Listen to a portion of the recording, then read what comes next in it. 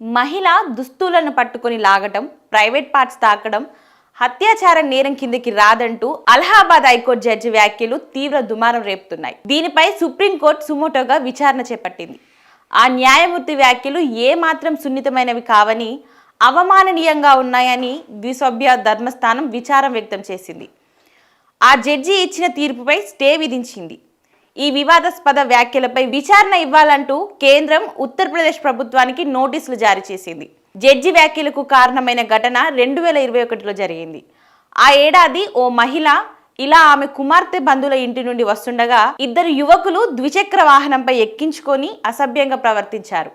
Culvert కిందకు తీసుకెళ్లేందుకు ప్రయత్నించారు.